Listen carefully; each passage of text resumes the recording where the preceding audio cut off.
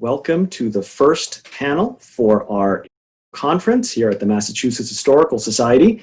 My name is Kanasorn Wangchu Chanalai. I am the Director of Research at the MHS, and I shall be serving as your moderator through all the programs this week. We hope you will be able to join us for the entire week of programs. And now, to start us off, I'd like to introduce the President of the Massachusetts Historical Society, Catherine Allgor. Good afternoon. I'd like to welcome everyone to the first ever Conrad E. Wright Research Conference and the first virtual conference hosted by the Massachusetts Historical Society. The pandemic may have prevented us from meeting together at the MHS, but it has not prevented us from learning from some of the leading scholars in the country about a very important and very timely topic. We did not, however, take everything online. We reserved what was to be the keynote panel with Drs. Allison Parker and Lisa Tatro, and moderated by Dr. Alex Kesar for an in-person occasion sometime in the future in healthier and happier times. The MHS looks forward to hosting that event and welcoming you in person. Before I begin my remarks, I would like to offer special thanks to the Honorable Levin H. Campbell, Sr. It was his love of history, his commitment to the MHS, his support for scholarship, and his generosity of spirit that endowed our biennial conferences. On behalf of all the scholars who this year and for all future years will benefit from this opportunity to share their work with the world, thank you, Judge Campbell. I would also like to say a few words about the person for whom this conference is named. Conrad E. Wright has been a longtime member of the MHS family. During this time, he led the publications department, built and grew the research department, edited the Massachusetts Historical Review, founded the New England Regional Fellowship Consortium, and created a multi-generational community of scholars connected to the Historical Society. Now that he is retired, he still commits himself to the Historical Society every day as our Sibley editor. During his time at the MHS, he has written and edited numerous books, among them Revolutionary Generation, Harvard Men and the Consequences of Independence, Transient and Permanent, the Transcendentalist Movement and its Contexts, Remaking Boston, an Environmental History of the City and its Surroundings, and Pedagogues and Protesters, the Harvard College Student Diary of Stephen Peabody, 1767 to 1768. We are honored to have him as part of our community. This conference, named in his honor by Judge Campbell, will live as a testament to his tireless efforts in making the MHS a center of scholarship and research. Thank you, Conrad. And now to the occasion itself. Shall not be denied. The 15th and 19th Amendments at the Sesquicentennial and Centennial of the Ratifications.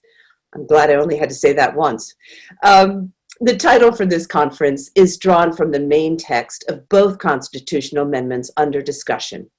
In the 15th, the text reads, quote, "The right of citizens of the United States to vote shall not be denied or abridged by the United States or by any state on account of race, color, or previous condition of servitude." The 19th reads, quote, "The right of citizens of the United States to vote shall not be denied or abridged by the United States or by any state on account of sex." And both amendments actually end with this sentence: "The Congress shall have power to enforce this article by appropriate legislation." It is exciting for the MHS to host a conference on this topic, especially at this historical moment. Indeed, many pieces of our vast collection, 14 million items and counting, both manuscript and artifact, connect to these two items. Take, for example, the pen that President Lincoln used to sign the Emancipation Proclamation. I'm so happy to report to everybody that the pen has come home. For the past few years, it has held pride of place at the National Museum of African American History and Culture in DC. One of the most appropriate pieces in our collection is actually currently part of our online exhibition on political cartoons. The exhibit itself is called Who Votes? And it is a story, Who Counts? And it's a story of voting rights through political cartoons. This is an engraving by the 19th century cartoonist Thomas Nast, and it's entitled Uncle Sam's Thanksgiving Dinner. It was printed in Harper's Weekly in 1869, shortly before the ratification of the 15th Amendment. The cartoon captures this unique moment in American history when it was possible to imagine a new nation where people from different races and sexes could sit together as part of a united political body. The cartoon shows women seated next to African American, Chinese, and Native American men and children. The centerpiece of the table reads self-government and universal suffrage. Yes, the cartoon still portrays these different groups in stereotypical fashion, but the spirit was of the possibility of expanding rights in this newly reunited nation. Then, of course, there are the anti-suffrage items that we recently showcased in our exhibition. The MHS houses quite the collection of anti-suffrage material because at the time, the conservative members of the Historical Society opposed the enfranchisement of women. In fact, our collection is so rich and so deep in anti-suffrage that I, as the president, proffered the suggestion that the entire exhibition be anti-suffrage. There was something that really appealed to me of the idea of people now seeing an argument being made, a political argument that was absolutely 100% correct in its time as far as religious, scientific, and political precedent, and be absolutely wrong. Since our exhibition was one of the very few physical ones, however, in the Commonwealth, it was decided that we definitely had to show some pro-suffrage material. And I'm glad we did, because this is one of my favorite pieces. This, of course, there we go, the South Battalion of Death. The first thing to say about this is it's very rare to see a depiction of an African-American woman. If you take a look at that, you could see something else that makes it rare. It's actually arguing for Black women's rights. Whenever there was an argument about the rights of women, Black women were rarely mentioned. And here we have a Black woman in center stage. She's wielding her club of the federal Constitution, which allows her to beat back the birds of prey of Jim Crow law and segregation, and she's stepping on the grandfather clause. And the message on one hand is obvious and very positive. Give this woman the club to do this, to help get rid of these terrible practices. And she's doing it also for her children. She's protecting them, hiding them under her skirts, but they're encouraging her.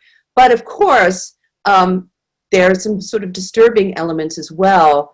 There is a man running away, and just before we all zoomed on, I was talking to our panel of experts.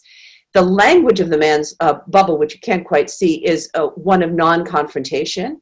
And so it would seem it would be a Black man, but as you can see, it's not quite depicted that way. And so we actually had a conversation whether this was some sort of misprint or who this creature was. But the point is that the woman was taking center stage and the man was running away. And the other sort of aspect of it is, even though this is a mighty warrior woman and she's standing up for the very right principles, the physical depiction of her is as almost a grotesque, may I use the term, monstrous woman. During this week of conference panels, we mark the commemoration of the 150th anniversary of the 15th Amendment and the 100th of the 19th.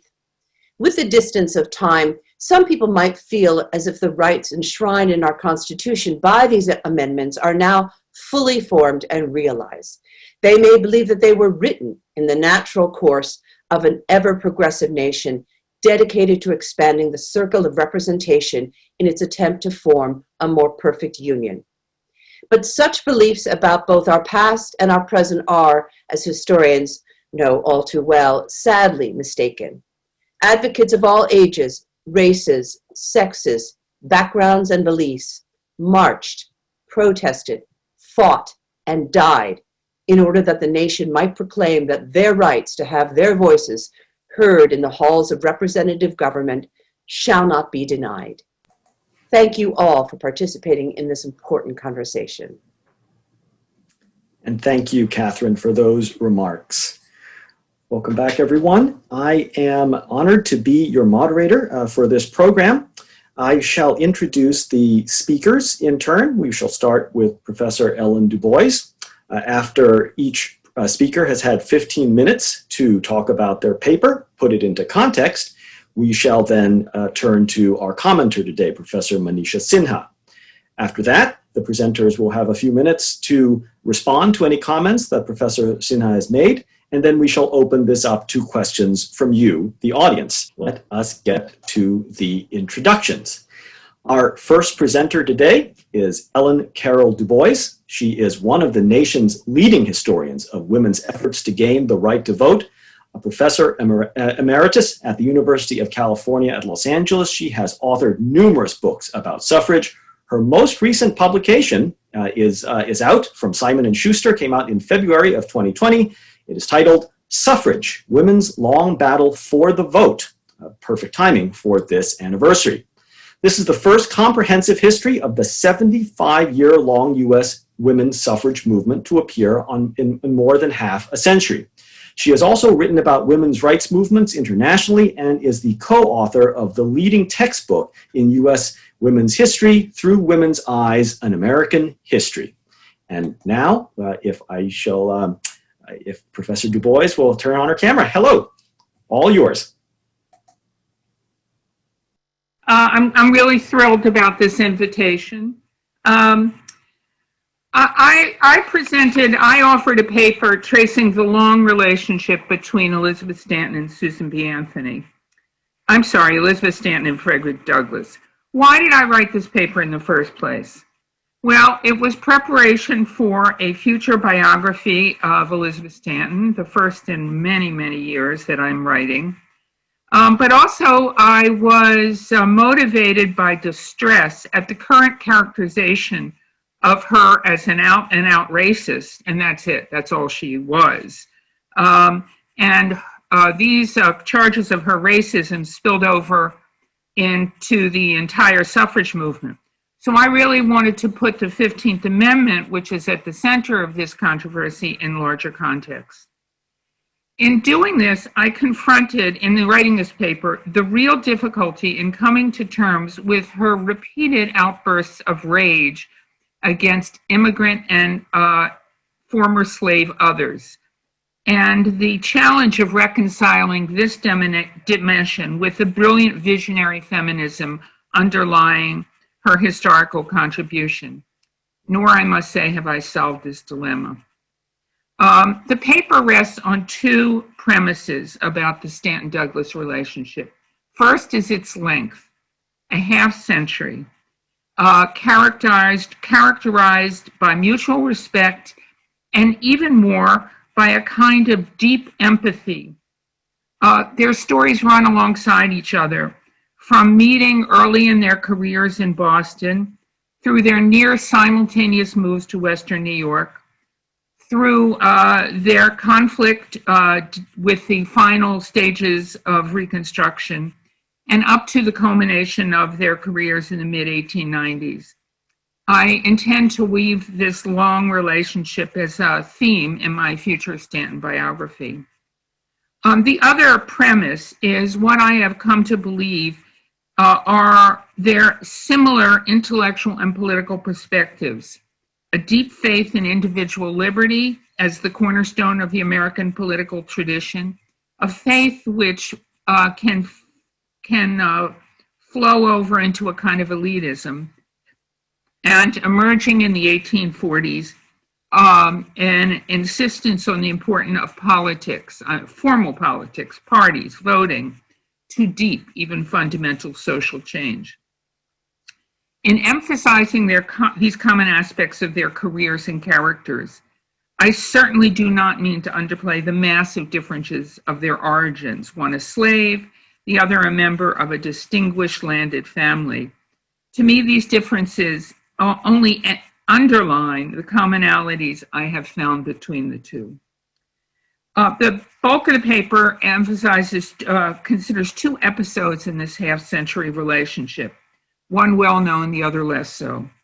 The first, of course, is their terrible disagreement over the 15th Amendment.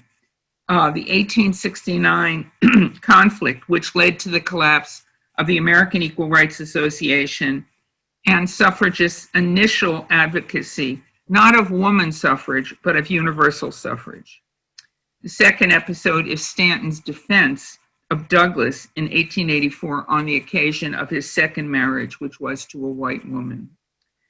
The 15th Amendment episode, of course, is the crux of Stanton's legacy, it is said, of racism.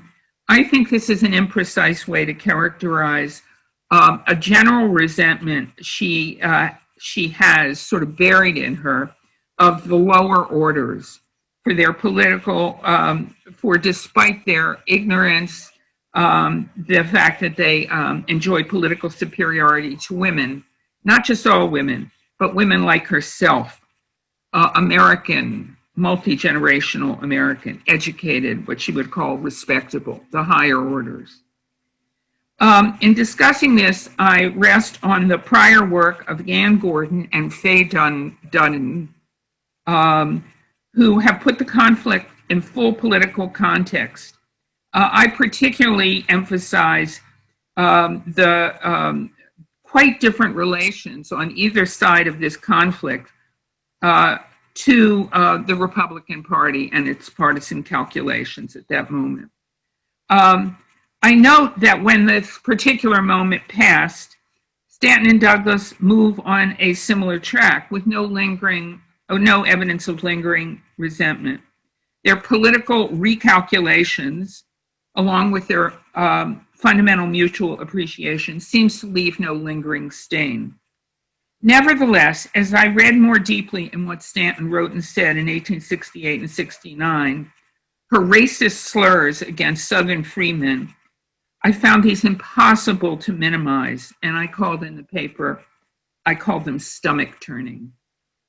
My, shall I call it, appreciation for this distasteful element of Stanton's perspective has been reinforced by becoming aware of the very similar way she responded in 1894 to the defeat of a New York constitutional suffrage amendment, blaming it on growing numbers of immigrants and arguing for educated, by which she meant English language in education suffrage.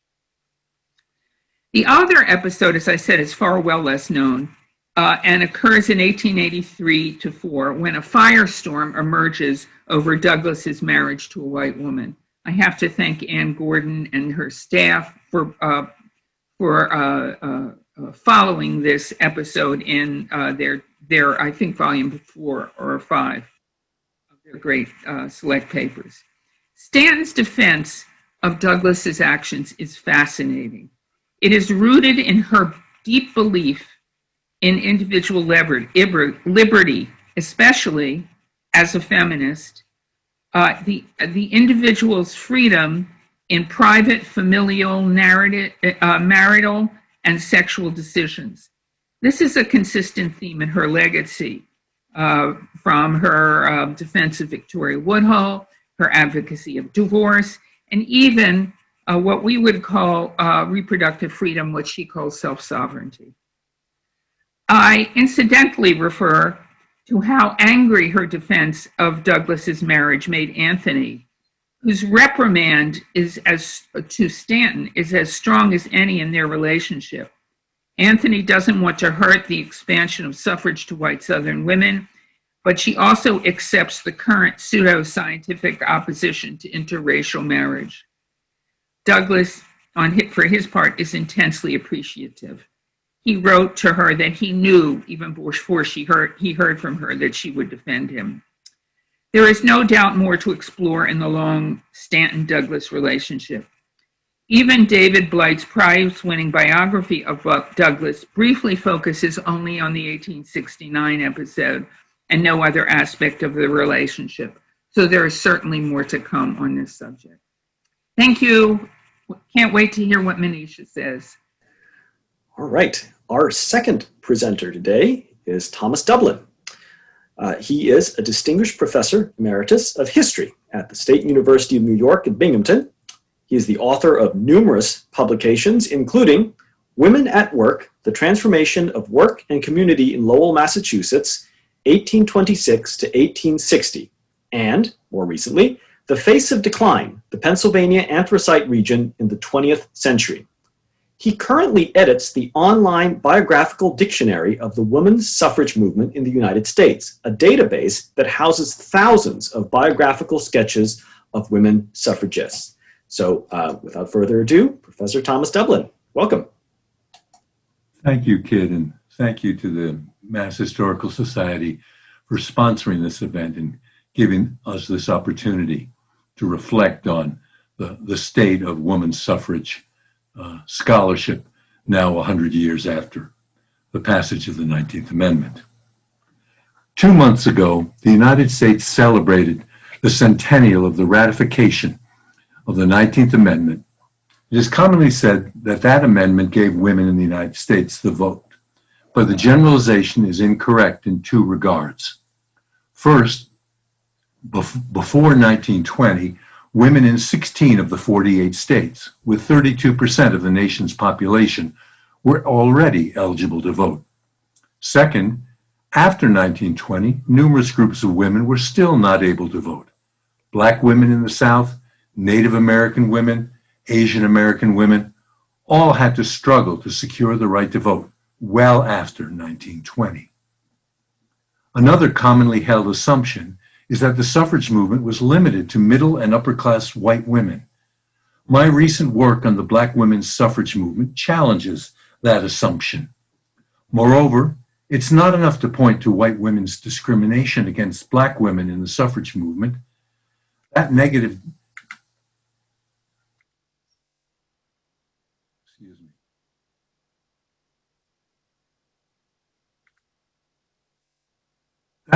generalization fails to capture the positive values that Black women found in the movement, and it misses the foundation that Black women created there for later activism. Even now, 100 years after the passage of the 19th Amendment, the historiography of the women's suffrage movement is heavily weighted toward the stories of the movement's white national leaders. As a social historian, I'm trying to illuminate the movement's rank and file. You can see the results of that effort by accessing the online biographical dictionary of the women's suffrage movement in the United States, OBD for short, which is freely available online thanks to our publisher, Alexander Street. The OBD, when complete, will contain about 3,700 biographical sketches organized in 3 groups. First, Black women suffragists, militant suffragists who supported the National Women's Party, and finally, mainstream suffragists affiliated with the National American Woman Suffrage Association. The project is ongoing. We expect to complete the work by early 2022. Most of these sketches were written by volunteers in the project in an online crowdsourcing process. This strategy has enabled me to move well beyond what I could accomplish as a single historian. For my paper today, I'm drawing on the sketches of about 340 Black women suffragists. In addition, I've created a database recording about 50 variables for each of the Black women activists for whom work has been completed so far. 2 points stand out. First, change over time in the social and political context of Black women's suffrage activism. Second, the importance of local initiatives and local communities in that activism. Today, I'll focus on 2 chronological cohorts of suffragists, those active in the 1870s and those active a generation later in the 1910s. The activism of the 1870s cohort was shaped by the social and political context of the post-Civil War Reconstruction period, in particular, its constitutional amendments. Washington, D.C. became an initial center for suffrage activism. White and Black women tried to register to vote in the district, claiming that the 14th Amendment acknowledged their citizenship and that as citizens they had the right to vote. They did not succeed. Similar efforts in Rochester, St. Louis, Vineland, New Jersey also failed. The editors of the selected papers of Stanton and Anthony tabulated women's attempts to register and vote between 1868 and 1873, finding some 81 separate groups totaling more than 1,750 individuals. African American women comprised more than 12% of this number. Only a handful of women had their votes counted, and an 1875 Supreme Court ruling closed this avenue. The second effort of this cohort focused on a call in November 1876 in connection with the National Woman Suffrage Association Convention to be held in Washington, D.C. in January 1877. This call pressed for a constitutional amendment granting women the right to vote. The call ended with a request to affiliates, quote, to send delegates to this convention freighted with mammoth petitions for a 16th Amendment. This was obviously what became, this was called later the Susan B. Anthony Amendment. These petitions came forward with 40,000 signatures from 35 states and 5 territories. At least 4 petitions came from Washington, D.C., with more than 800 signatures. One petition specifically identified the signers as, quote, colored men and, quote, colored women. Here we need to notice the local character of these petitions. They were organized nationally, but circulated and signed locally. The first signers of the D.C. colored petition were Frederick Douglass Jr. and Rosetta Douglass Sprague, son and daughter of Frederick Douglass. The petitions also contained the signatures of a group of African American settlers on the former Berry Farm, a planned settlement organized by the Freedmen's Bureau, divided into small lots sold at low installments. Among signers of this petition were Caroline Chase and her adult daughter Elizabeth. In 1860, the Chases lived together in Ward 2 in Northwest D.C. and worked as washerwomen. Elizabeth received $3 in cash twice from the Freedmen's Bureau. Carolyn owned real property valued at $200 in 1870. These resources had enabled mother and daughter to purchase nearby lots on Elvins Avenue in Uniontown. By 1873, Elizabeth Chase was living in her new neighborhood, operating an eating saloon, a decided step up from domestic labor. In April 1874, a lecture at the nearby Pioneer Lyceum was titled, quote, Citizenship, Its Rights and Duties, Women's Suffrage.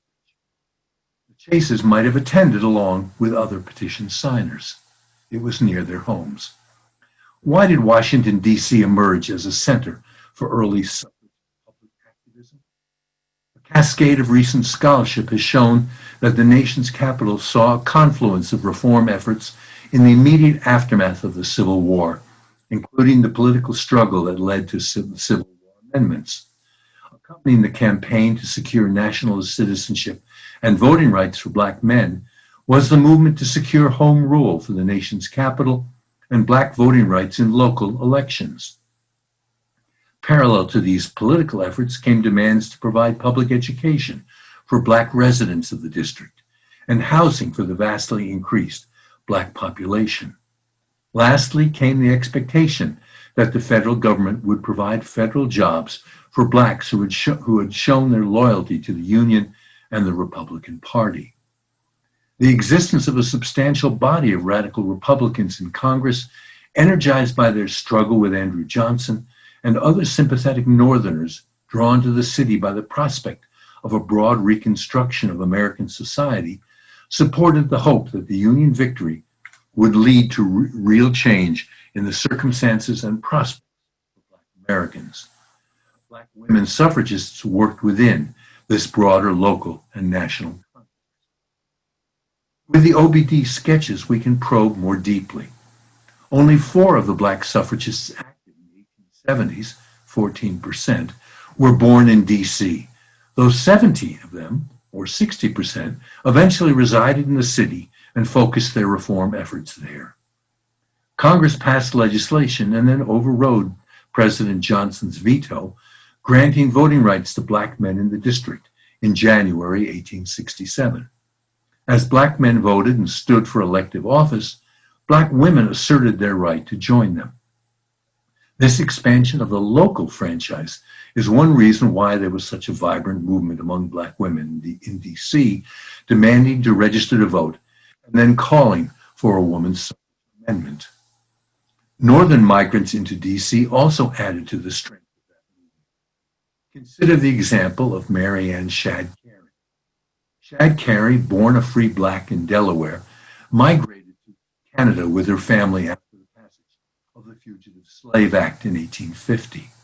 She taught at a missionary-supported school in Western Ontario, published a weekly newspaper, the Provincial Freeman, and during the Civil War returned to the United States to recruit Black soldiers for the Union Army. In 1869, when she settled in Washington, D.C., and taught in Black schools, she was 42, widowed with 2 children. In D.C., she attempted to register in the fall of 1871, and in January 1872 testified before the House Judiciary Committee on the, quote, rights of women to vote, unquote. She was a strong supporter of the NWSA and drew on the same arguments that Stanton and Anthony and others made, insisting that women who were taxed deserved a say in the laws by which they were governed. Black petition signers had strong connections to the Freedmen's Bureau. 15 women signed the colored petition. And thus far, we have biographical sketches for 11 of them. It's been quite a pleasure for me and remarkable to observe the work of our volunteers in ferreting out the material that would make these 11 hitherto unknown suffragists more well known. 7 of the 11 lived in homes in the Berry Farm subdivision developed by the Freedmen's Bureau. 3 had deposits in Freedmen's Savings and Trust. 2 received direct monetary aid from the Bureau, and 1 taught in the neighborhood school supported by the Freedmen's Bureau. In their stories, we see the importance of the Bureau and its governmental assistance for free Black women. Women's suffrage efforts in the 1870s brought white and Black suffragists together under the umbrella of the 2 predominantly white suffrage associations. Together, they were registering to vote, testifying before Congress, circulating and signing petitions. There was no separate Black women's suffrage organization, but Black women were active in their neighborhoods and created a bridge between the women's suffrage movement and the emancipatory moment of Reconstruction. So much changed in the lives of Black women in the next 4 decades. Black churches grew dramatically. Black women became increasingly active in voluntary organizations, first in the Women's Christian Temperance Union and later in the Black Women's Club movement. The founding of the NAACP in 1910 saw the emergence of the early civil rights movement among Blacks. The 1910s cohort of Black women suffragists is much larger than that of the 1870s. From 29 suffragists in the 1870s, that number grew to more than 210 active in the 1910s. While the earlier suffragists were concentrated in Washington, D.C., by 1910 they were much more widely dispersed. The most important social and political context for the 1910s cohort was the Great Black Migration. That migration promoted the emergence of a new generation of suffrage activists. 16 of these 210 suffragists were born in New York State, but fully 45 died there. Other major destinations were Illinois, California, and Oregon. Virginia led all states in terms of out-migrant suffragists. 23 were born there, but only 3 died in the state. Georgia, South Carolina, and Tennessee also lost out-migrant suffragists in substantial numbers. 30 were born there, but only 4 died in those states. There wouldn't have been a Black women's suffrage without the Great Black Migration. A strong commitment to individual education and educating the race characterized both cohorts. Across 4 decades, Black education made significant strides. For the 1870s group, 33% of those for whom the level of education is known had some higher education.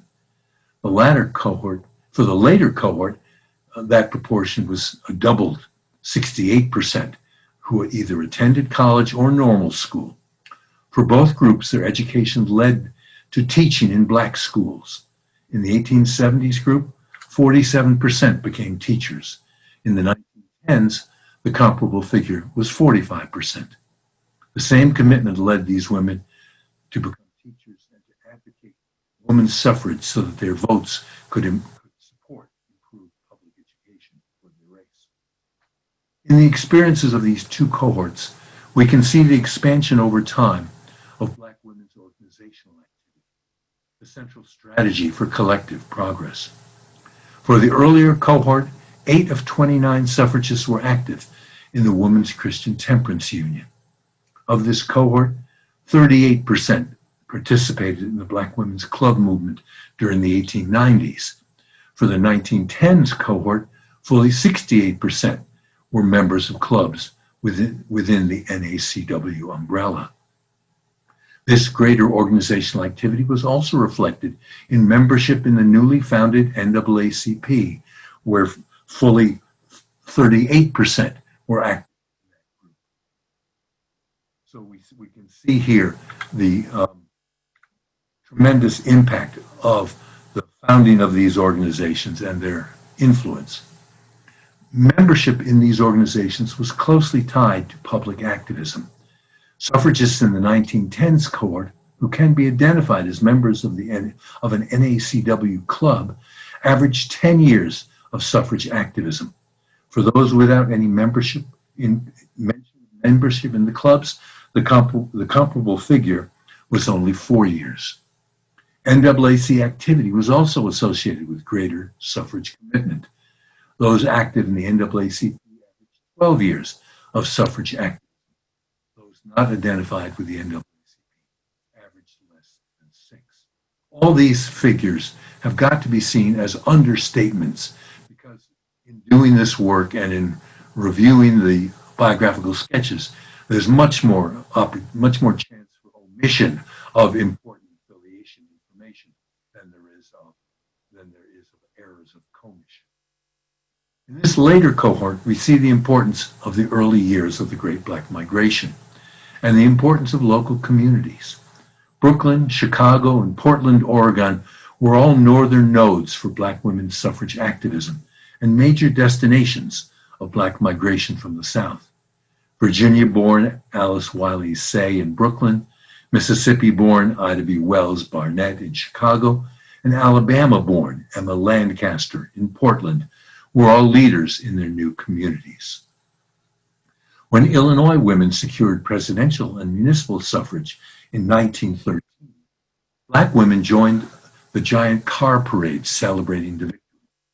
They organized a highly successful campaign to register new voters, and by 1915, they had elected the city's first Black alderman.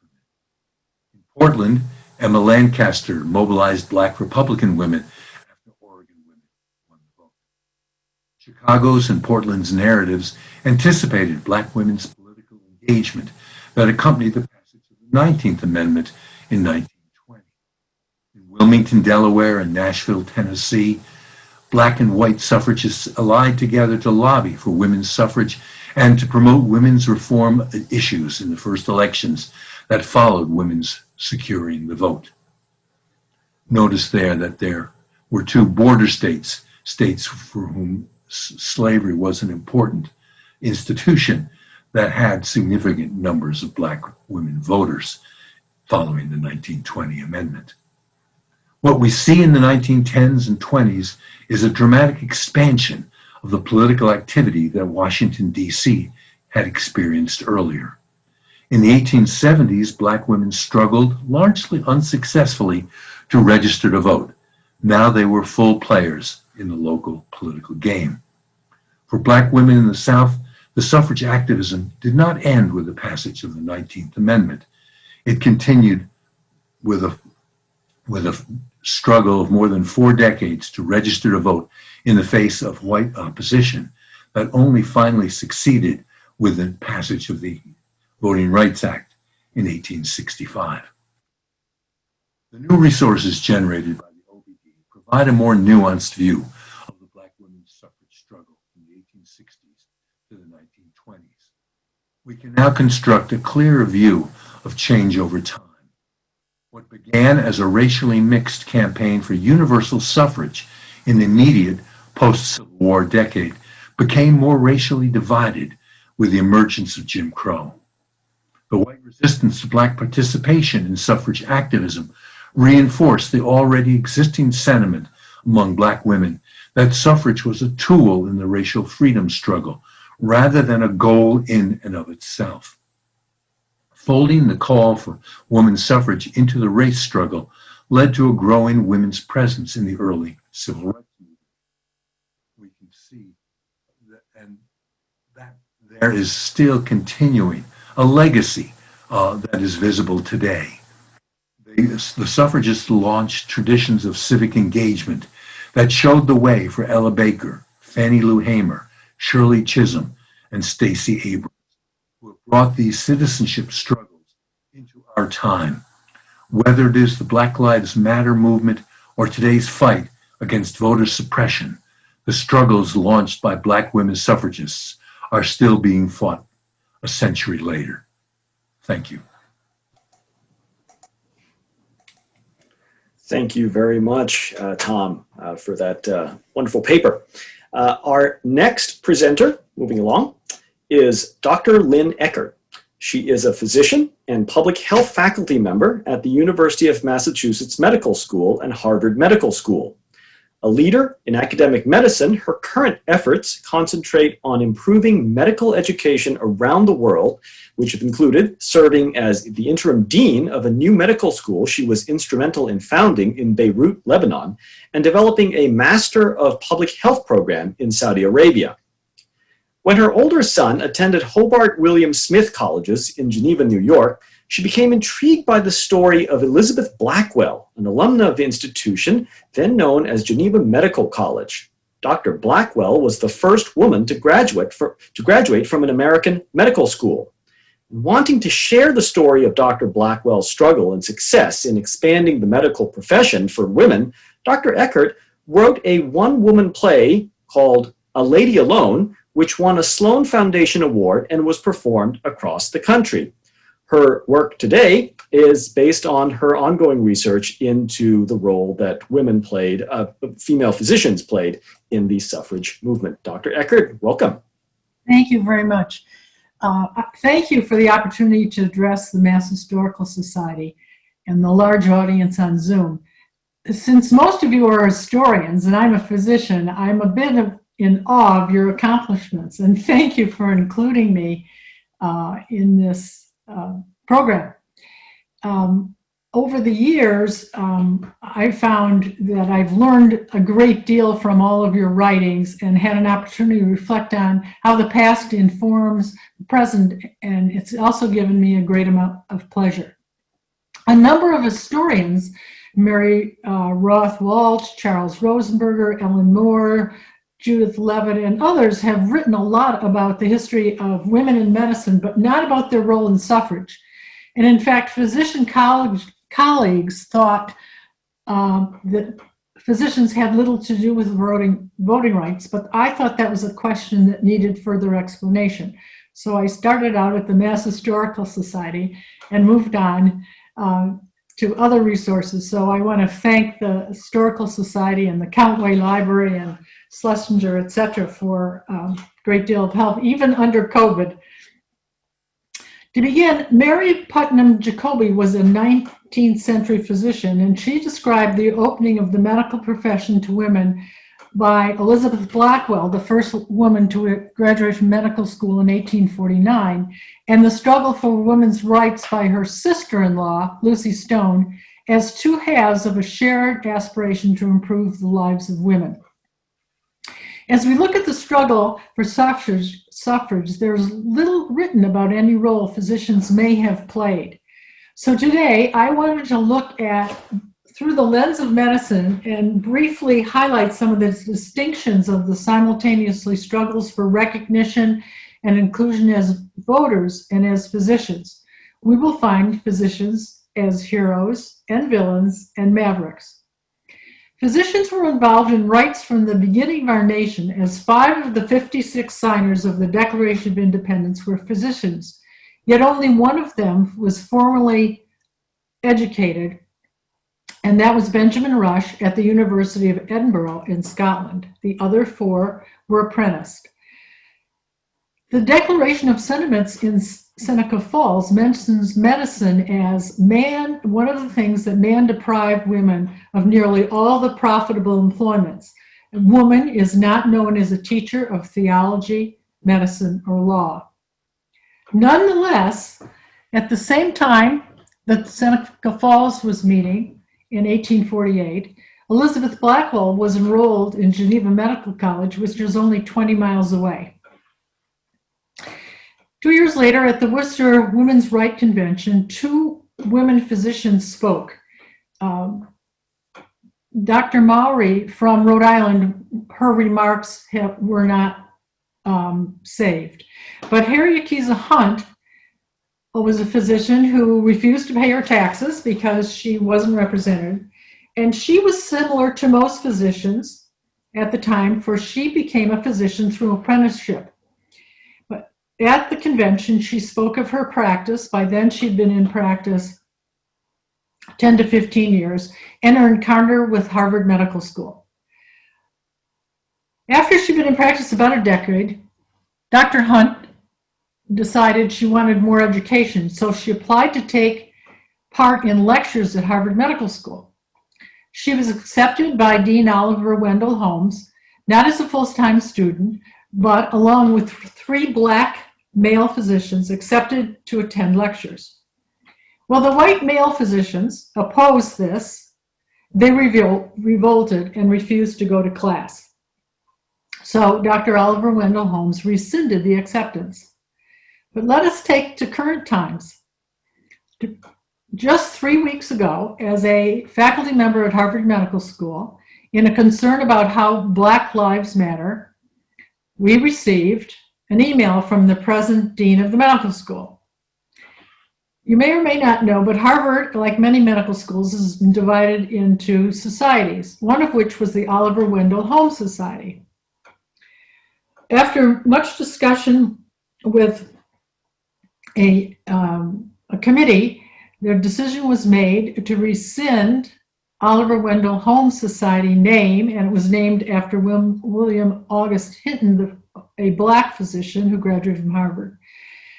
The reasons for the expulsion written by the dean were of interest to me. It talked only of the expulsion of the 3 Black physicians and did not mention Harriet Keyser Hunt. Harvard Medical School would not accept women for nearly a century later. The issues around voting and the issues around the profession of medicine have some very strong similarities. One was talking about our capability and appropriateness. The same arguments used against people entering the profession of women, particularly, and Black men entering the profession of medicine, and those used against voting were very much the same. We know the arguments about the spheres. Women had certain spheres. They belonged at home, certainly not in higher education, nor in medicine. And Blacks, too, did not belong in medicine, as they were not considered not to be capable.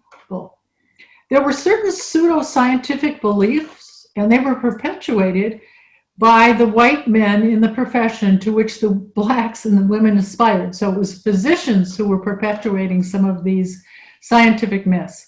Lyon admonished women in their fight for suffrage not to disturb the homogeneity of the families. I'm not fighting you.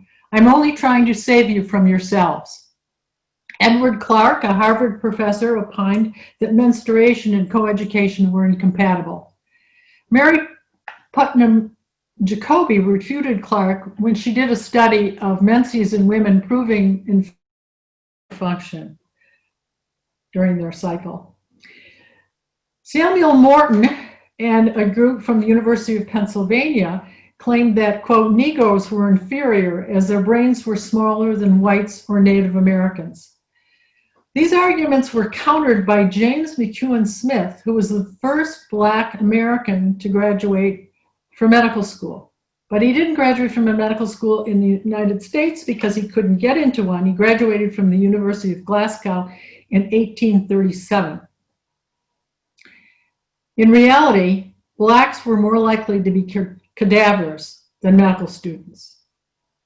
Once people were accepted into medical school, and Elizabeth Blackwell was accepted almost as a fluke because it was given as a vote by the students rather than the faculty making the decision, and the students sort of to combat the faculty voted her, unanimously voted her in. But once they graduated, they continued to experience a sea of discrimination. They had trouble getting hospital positions for further training. They had trouble getting internships. Dr. Van de Waal, a graduate in New York, was looking for an internship, saw an ad to go to Syracuse, applied, was accepted, packed her bags, went to Syracuse. When she got there, the head of the hospital took one look at her and said, "You can't come here, you're black." So she had to return.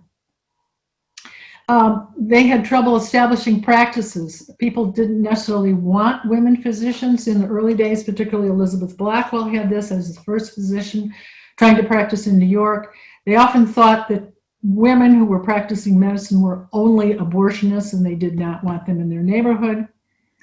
They had trouble in becoming members of professional societies, but the blacks and the women responded in similar ways. They took positions in medicine of little interest to the majority of physicians. They cared for the poor and the most vulnerable. They worked in almhouses and what were labeled as lunatic asylums and workhouses.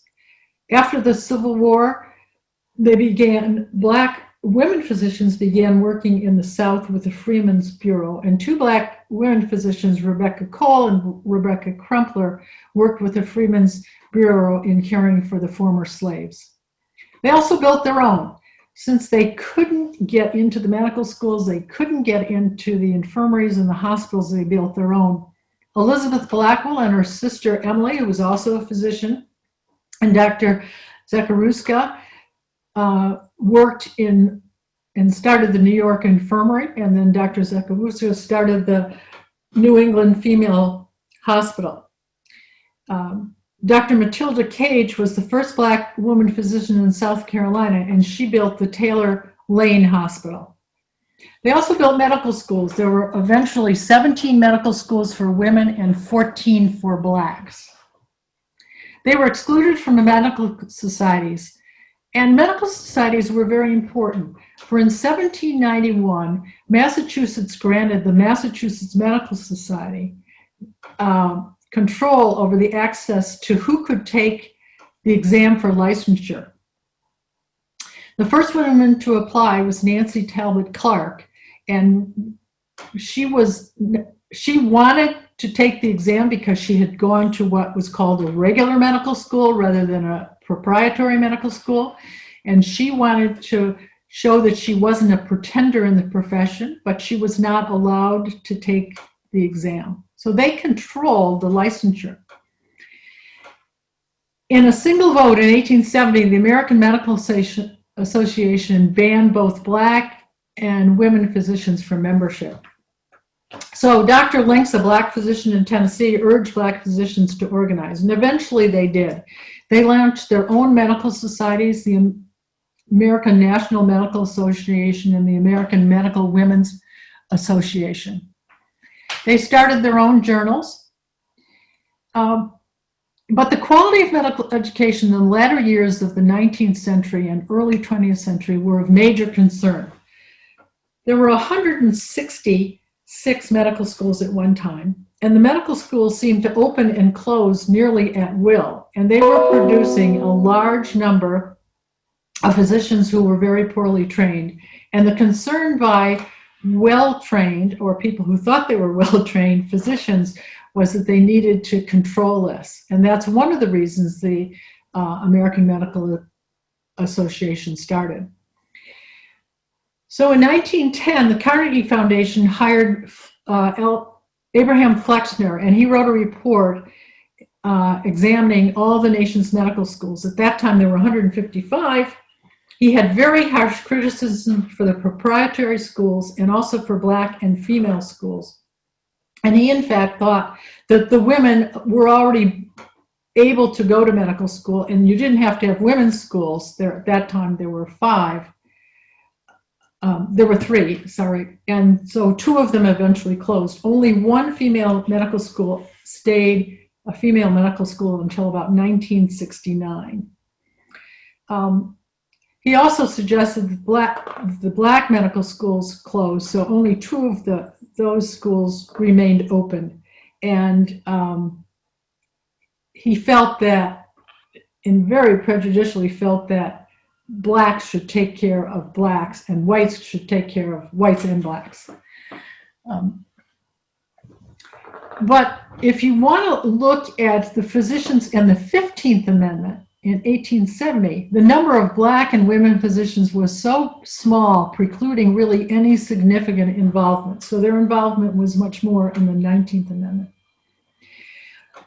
Physicians use their medical experiences to inform their advocacy roles and attempt to change the laws. Many were quite moralistic. Elizabeth Blackwell talked a lot about licentiousness, and they called for laws against prostitution. Harriet Hunt believed that when there were more women physicians, many of the disregarded evils of society would be looked at as sins and therefore could be changed. Many saw the ravages of families caused by alcohol abuse, and they became leaders in the temperance movement because they were seeing destitute families and recognizing of the domestic violence that was occurring, although it didn't have that name at the time, and really joined the temperance movement.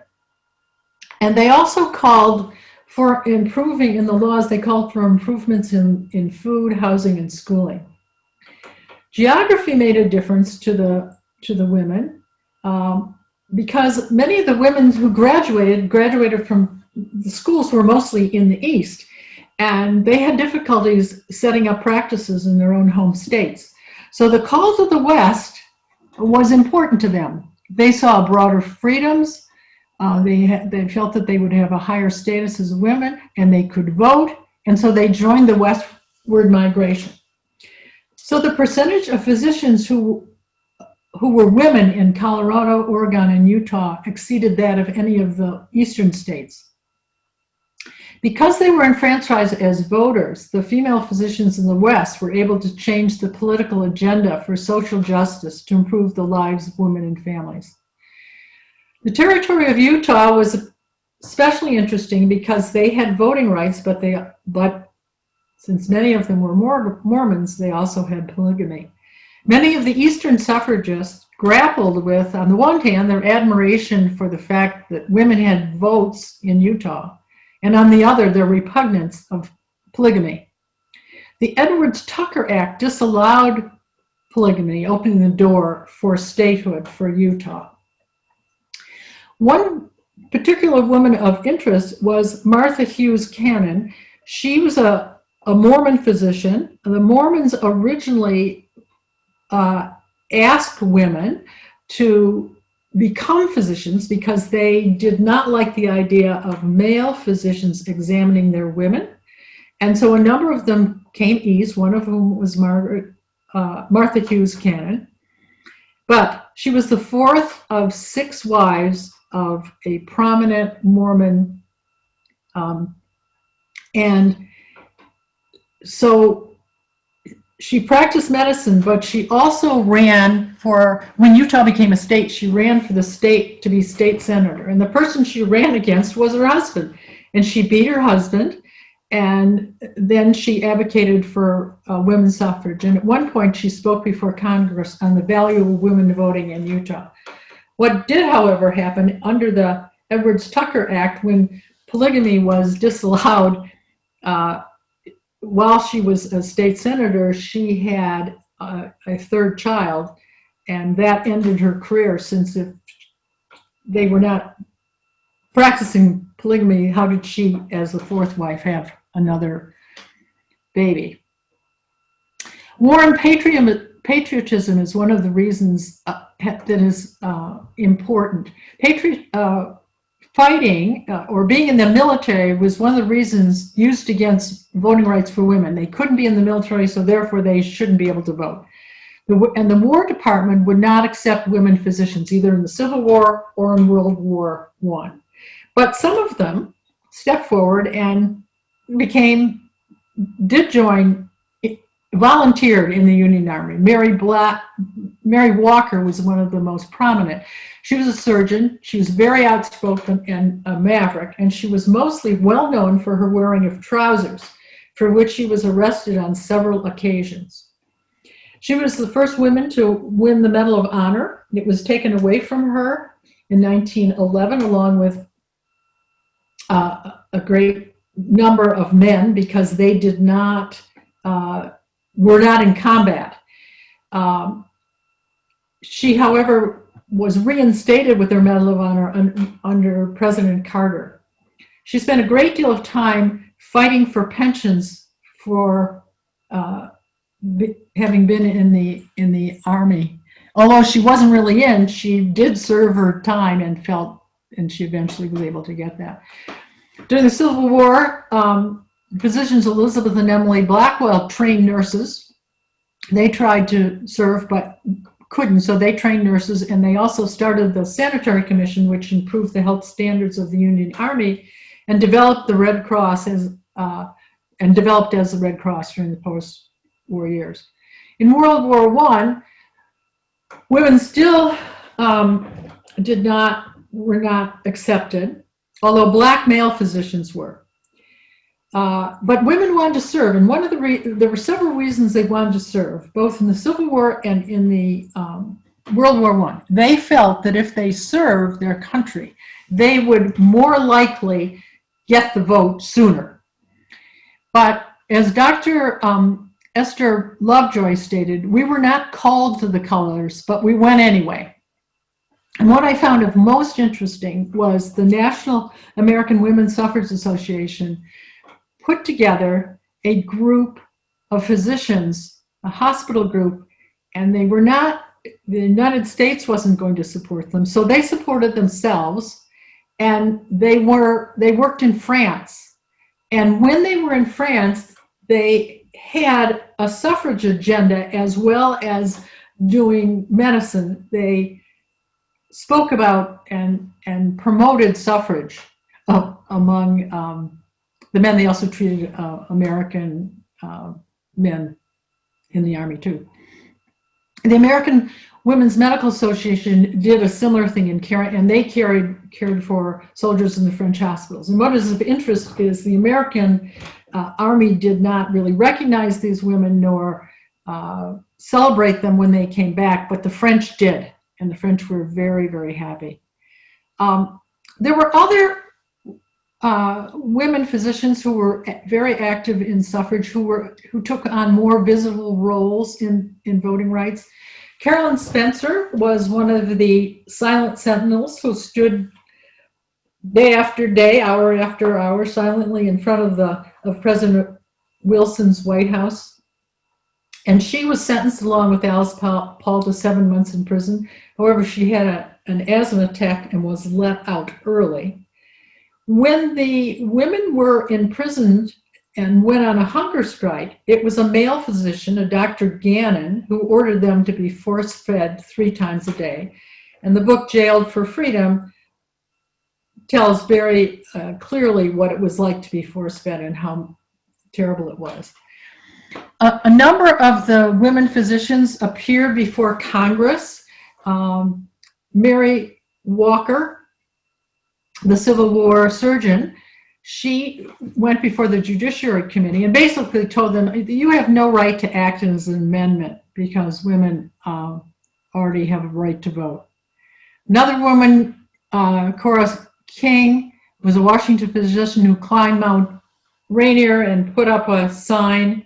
And Anna Howard Shaw was a physician and a minister from Boston University, and she was head of the Suffrage Association for about 15 years. So there are many lessons that have been learned from the women in medicine, and it was a joy to learn about them, and I thank you for inviting me. Thank you so much, Lynn. There's certainly a whole lot more to learn about them as a group, and maybe we can get to some of that in the discussion. But first, we are going to turn to commentary. Our commenter today is Dr. Manisha Sinha. She is the Draper Chair in American History at the University of Connecticut and the Mellon Distinguished Scholar in Residence at the American Antiquarian Society for the current academic year. She received her PhD from Columbia University, where her dissertation was nominated for the Bancroft Prize. She has taught at the University of Massachusetts for over 20 years, where she was awarded the Chancellor's Medal, the highest honor bestowed on the faculty. She is the author and editor of numerous works and books and articles. Some of them are The Counter-Revolution of Slavery, Politics and Ideology in Antebellum South Carolina. This was named one of the 10 best books on slavery in Politico in 2015 and featured in the New York Times' 1619 Project more recently. Her second book, the multi-award winning work, The Slave's Cause, A History of Abolition, came out in 2016. This was longlisted for the National Book Award for Nonfiction. Professor Sinha has lectured all over the world and written widely for the mainstream press, including the New York Times, the Washington Post, and the Wall Street Journal. An historian of the long 19th century, her research interest lies specifically in the transnational histories of slavery, abolition, and feminism, and the history and legacy of the Civil War and Reconstruction. She is currently writing a book on the reconstruction of American democracy after the Civil War. Dr. Manisha Sinha. Thank you, Kate, for that generous introduction, and thank you, Catherine, Conrad, Kate, and Cady for making this conference possible. Of course, I want to thank all our three presenters for their very thoughtful papers. Each of them had a very interesting and capacious take on the idea of biography in the suffrage movement. Rather than delve into conventional biographies of leading suffragists, they have given us a biography of a pivotal political friendship in the suffrage movement and the practice of prosopography, a fancy term for collective biography. In doing so, they are able to highlight a more nuanced take on some fraught issues like racism within the suffrage movement and the role of a much broader class of suffragists, Black suffragists and women physicians. They also focus on the crucial era of Reconstruction in incubating the politics of suffrage and women's citizenship, thus addressing nicely the attempt of this conference to connect the progressive constitutionalism of this period with the eventual passage of the 19th Amendment.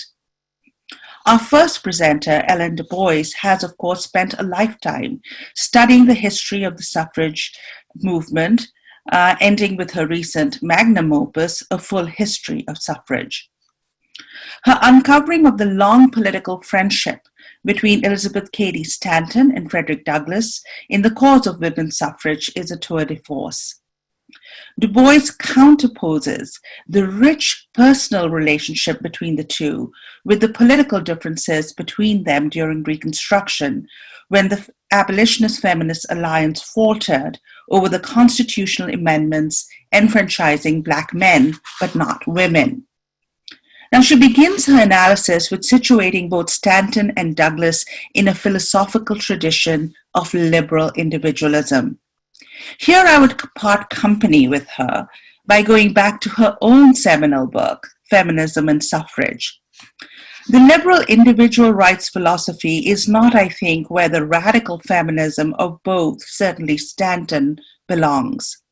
It was not just political abolition that both Douglass and Stanton shared that fermented women's rights, but radical Garrisonianism. DuBois is correct in pointing out that unlike Susan B. Anthony, who eventually became a lecturing agent for the American Anti-Slavery Society, Stanton was never an active abolitionist. But Stanton was surrounded, as DuBois documents, thoroughly by the abolitionist milieu in Boston and upstate New York, including her cousin Gerrit Smith and her husband Henry B. Stanton, both of whom, like Douglass, were political abolitionists. Now, unlike Anthony and Lucy Stone, Stanton, beset with child rearing and bearing, rarely attended the women's rights conventions. She usually wrote letters to them. Before the Civil War, in which Garrisonian men like Wendell Phillips, Stephen Foster, and Parker Pillsbury were particularly active. But when Garrison asked Stanton to address the American Anti-Slavery Convention of 1860, she created a sensation by her critique of women's subordination in marriage. I would contend that Stanton's radical feminism, from her penning of the Declaration of Sentiments at Seneca Falls to her brilliant The Solitude of Self and her Woman's Bible, can barely be confined within the strictures of conventional liberalism. It is all the more tragic, then, that one of the most brilliant thinkers in American feminism should succumb to some of the worst racist impulses of the Reconstruction and the Jim Crow era. And here I think DuBois let Stanton off too easily. She is absolutely correct in tracing Stanton's actions to her sliver of elitism that grew during this time. Stanton disdained not just newly free men, but Irish, Chinese, and German immigrant men getting the right to vote before her, as DuBois points out.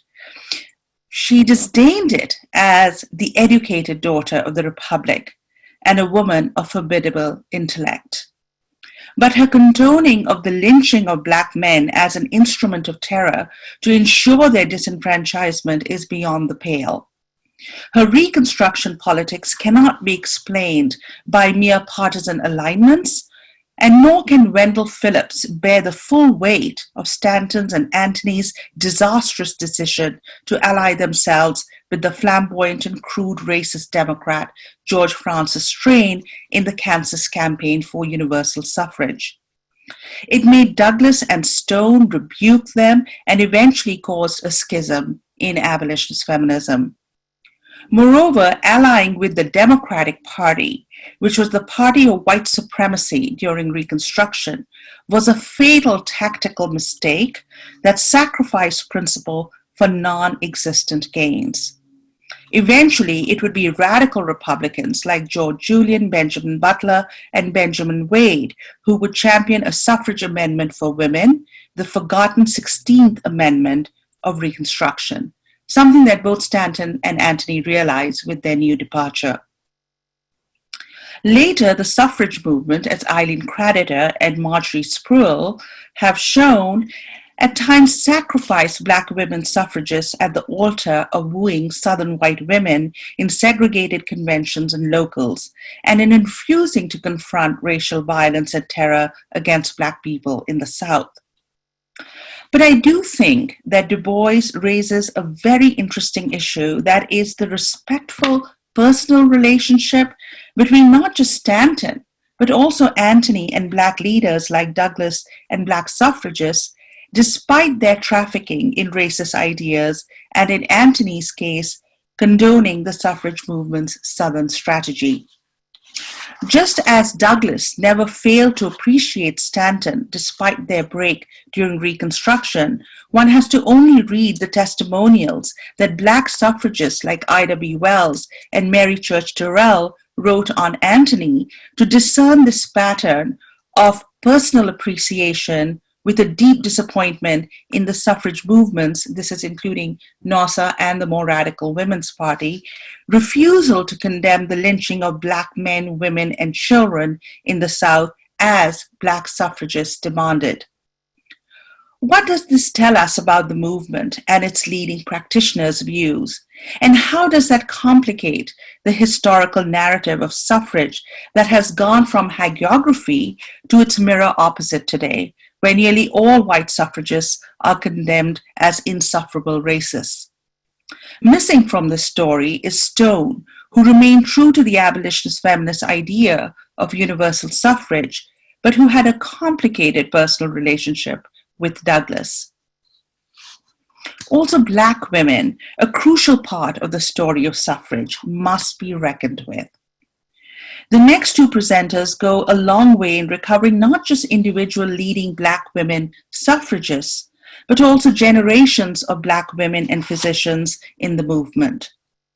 Thomas Dublin's and Kitty Kishkla's amazing digital project, Women and Social Movements, has yielded unknown riches for years, and Dublin's paper on around 400 Black women suffragists reflects that well.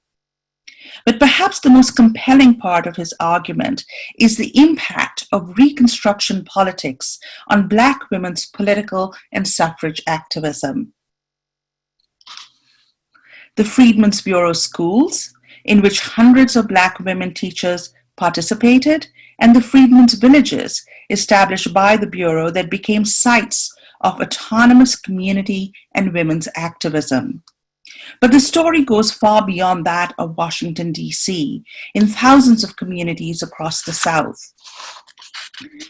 An even more compelling case for the Reconstruction generation of Black women's suffrage activism can be made if one looks at the first Black women's local suffrage organizations founded during this time that both Rosalind Turbuck Penn and Brittany Cooper highlight in their books, and nearly all of which allied with Stone's AWSA, the American Women's Suffrage Association.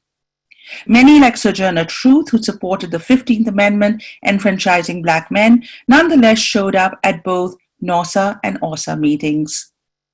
I think Dublin does well, though, to distinguish between two generations of Black women suffragists in the 1870s and then closer to the 1920 moment.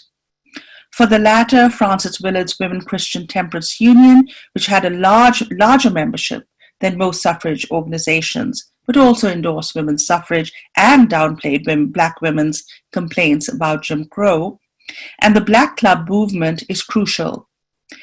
Dublin astutely showcases how the National Association of Colored Women and the NAACP became vehicles for the fight for women's suffrage. Perhaps the most important corrective in his paper is of the notion now in vogue that the 19th Amendment was somehow a non-event in the lives of Black women, many of whom were disfranchised in the Jim Crow South. The Great Migrations to northern cities changed that dynamic as Black suffragists in northern cities helped elect the first Black congressman since Reconstruction in Chicago, as Lisa Madison shows in her book, and New York, and which carried over to DC, according to Dublin, and Boston, according to the forthcoming book by Julie Lee Chantal. And Dublin also reveals nicely, like the recent work of Liette Gedlow, how the files of the NAACP shows energized Black women in the South attempting to vote after the passage of the 19th Amendment against the greatest obstacles. My suggestion to Dublin would be to tease out this idea of two generations of Black women suffragists and tell us more about those whose activism spanned both eras, like Harper and Wells Barnett. Now, Eckert's paper takes that longue durée approach in discussing the importance of women physicians in the suffrage movement. Educated professional women, we know from many historians of suffrage, play an extremely important part in the push for women's right to vote and citizenship. It is valuable to put all the pronouncements of scientific racism with what can only be called medical misogyny that Eckhert does so well in setting up the context for the emergence of women doctors like the pioneering Elizabeth Blackwell, the amazing Blackwell sisters, Dr. Harriet Hunt and Mary Walker.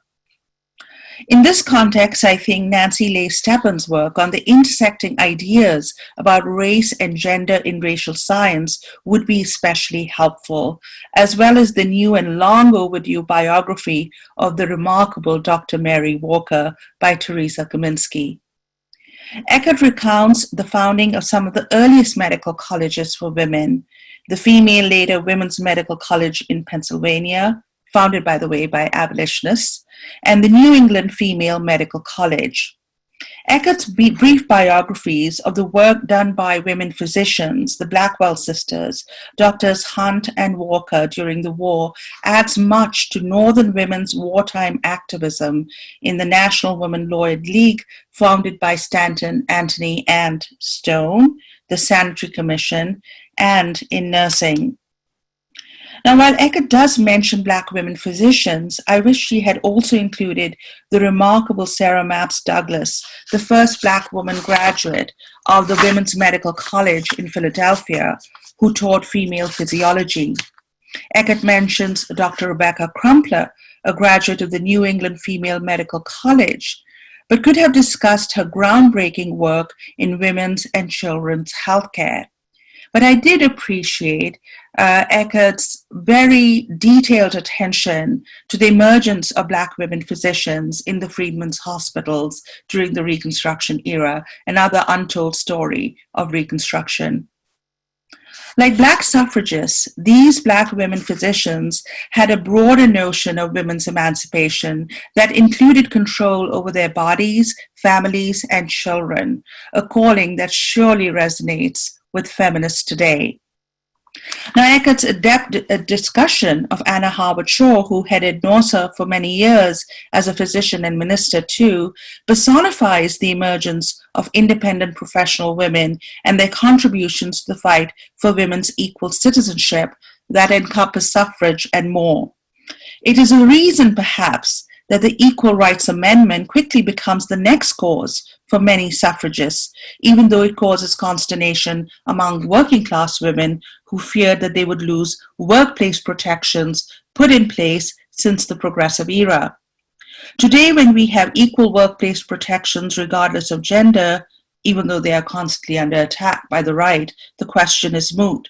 But I wonder if Eckhert might offer some analysis of the significance of physicians and more generally professional women in the suffrage movement and American feminism. So finally, I would like to thank all our presenters once again for their papers and giving me at least a lot to chew on.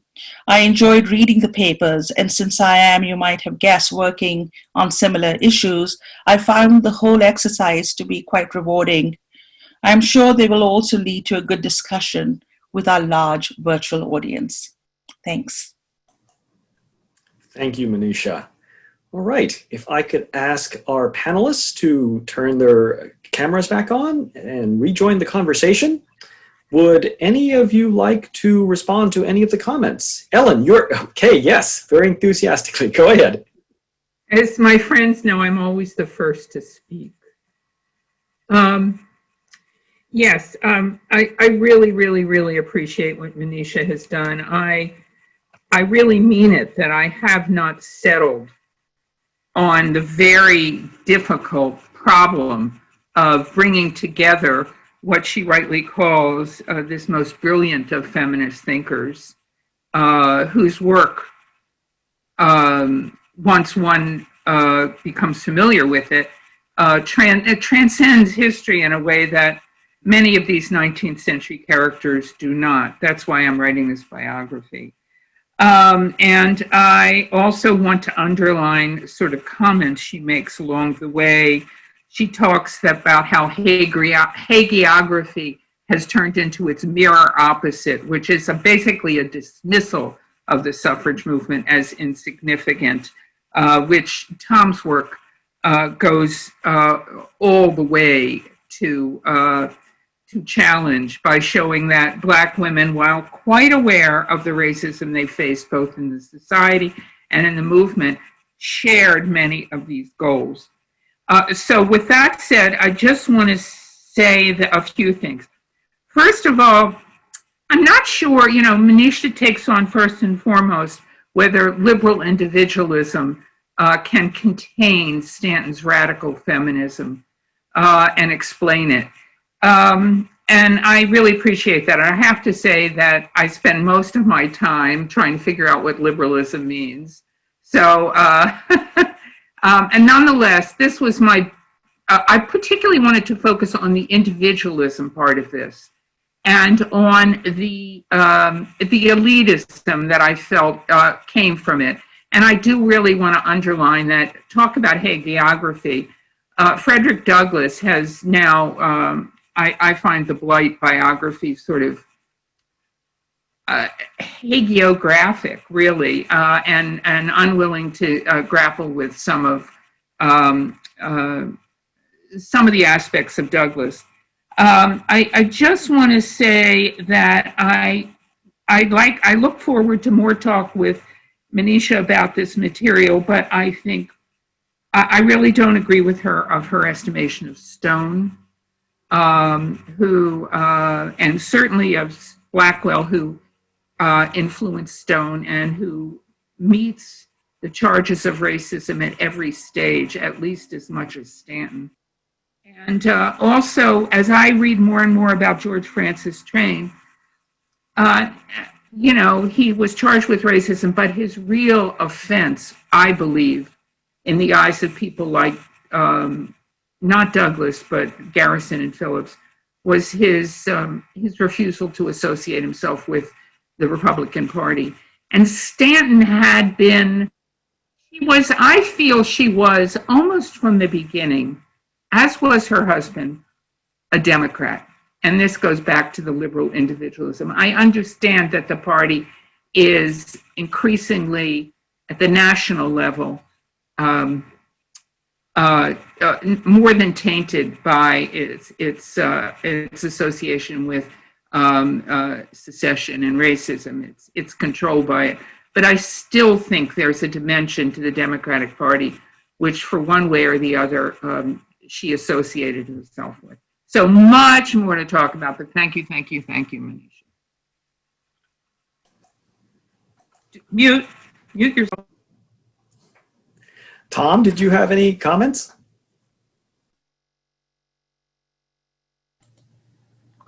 I wanted to say that reading Lynn Eckert's paper led me to do a couple of exercises with the online biographical dictionary, since I'm really familiar with it.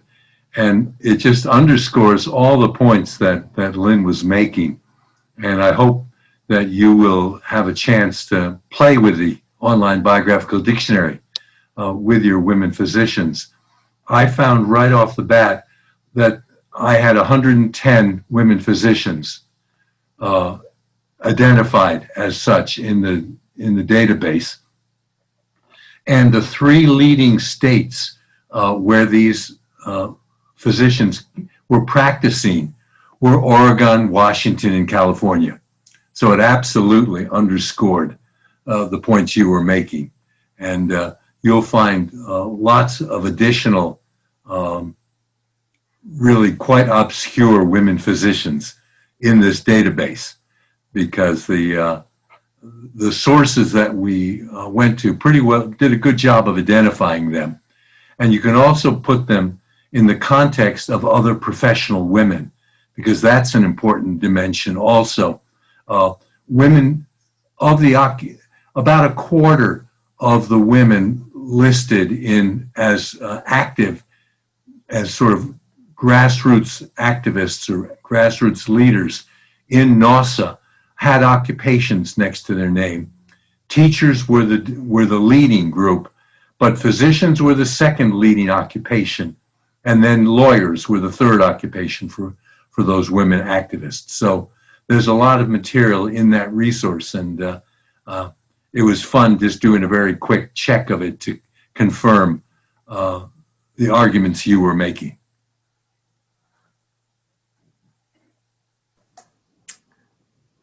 Lynn, do you have any comments for Tom or for Manisha? I was going to comments for Tom.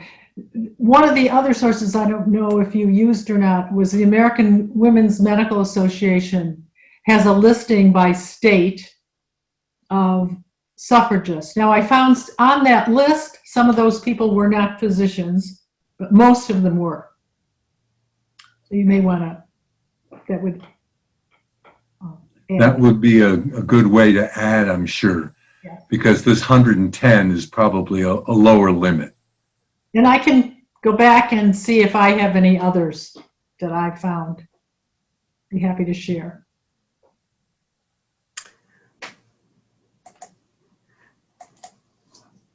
Yes, Ellen. Just one more point. I think it's important. The suffrage movement is such a long movement, and then there's such a long time between now and then, and attitudes have changed a great deal, both about race and gender. But I do think it's important to note what many of your listeners will realize, that Abraham Flexner, the man that Lynn points out as a Carnegie Foundation intellectual, who led a complete reformation of the of medical education with not great consequences for Black and women physicians, was the father, was a liberal man, and was the father of the great Eleanor Flexner, who is my I consider my predecessor and my teacher, who prior to what I have tried to do, wrote a great history of suffrage, which unbelievably to the time it was written in 1959 is particularly attentive to Black women and women, working class white women. So, and I've read a little bit in the Abraham Flexner biography and the relationship between Abraham and Eleanor. It's really interesting. All right, excellent. We have a hand raised here from Mimi Yang. So we shall have her unmute her microphone and ask her question. Mimi. Thank you, Kid. I think I have a question more related to Ellen's paper and Manisha's comments. The first comment is, this Douglas and the Stanton relationship, to me, they personify a kind of intersection of race and gender. If you talk about intersection, it requires really a double consciousness kind of thinking. So, so they are connected not only through elitism or philosophical cultural depth, but also they connected through a paradox of the complex of inferiority and superiority. Because in Douglas' 1888 speech, the women's suffrage movement, he could relate himself as a man of color, how you are victimized. So he related his situation with the women's, marginalized social position. So they connected in the victimhood, but also they are connected in the sense of the superiority. Douglas has the gender superiority, whereas Stanton has a racial superiority. So they understand it's not like a one-to-one paradox, it's a chiasm, So in that sense, they are related in addition to liberal individualism. So that's how I see that. And also, if you remember in Seneca Falls, Douglas was the only man who stood up to defend Stanton's Declaration of the Sentiments. So he persuaded people to vote for it, right? So that's one thing. And then on the white people's side, women or men, I see there's a consistency, a consistent hesitance to accept Black women to be part of the suffrage movement. Even the second generation suffragists like Alice Paul, the 1903 Washington Parade, right? And they have to put this sorority, the Sigma Delta Theta, towards behind. We could not march together. And then also there's a consistent xenophobia, which you don't quite see in Douglas or in later on W.E.B. Du Bois or Mary Churchill. You don't quite see in them. So there is a connection in the victimhood, in a sense of superiority, in addition to ideology. But then there's inconsistency of between them, which separates them, which is white suffragists, xenophobia, and the segregation, and the Black suffragists do not really have that sense. So that's my comment. And my question is, I can never, if you can help me to wrap my head around that. Many suffragists, they are related in one way or another to abolitionism and liberalism as well. But how this abolitionism has played a role in racial equality in the suffrage movement. If someone can help me to make a connection, or maybe they're totally disconnected. So that's my question.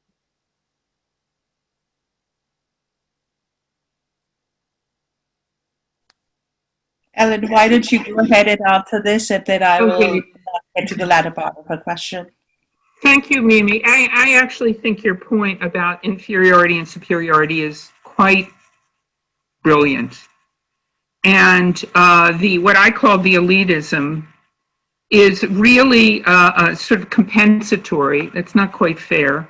But these extraordinary individuals, this is what Stanton connects with in Douglas, these really extraordinary individuals being subject to the most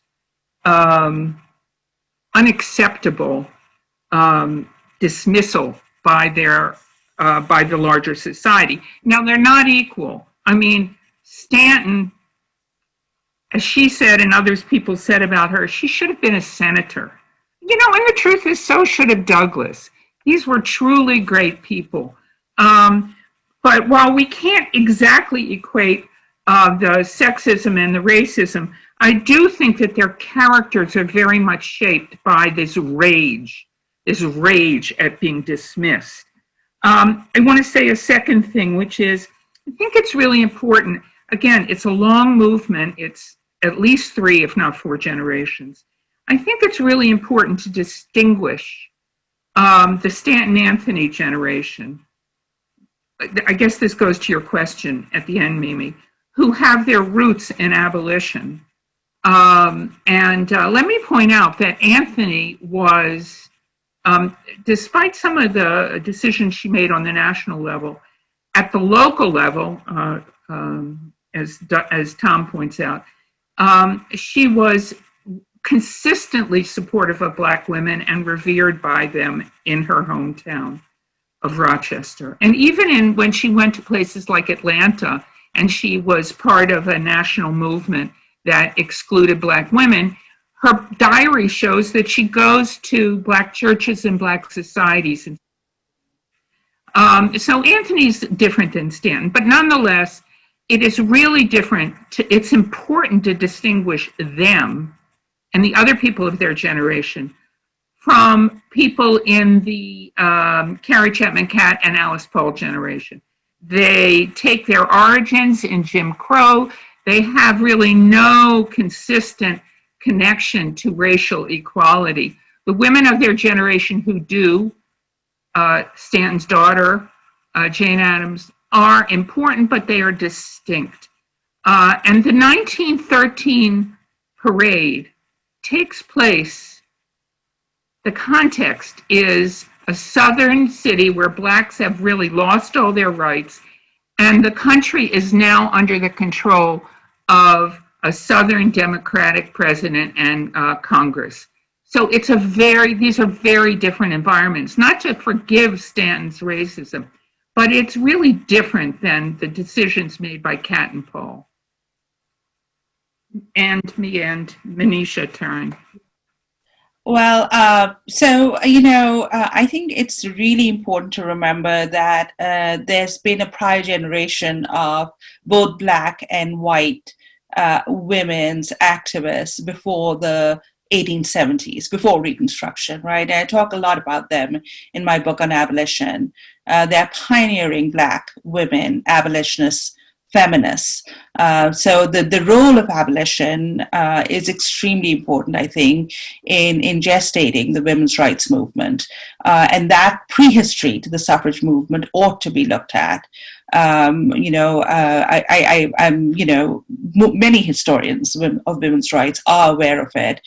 We debate the connection, we debate the influence and eventually the schism during Reconstruction.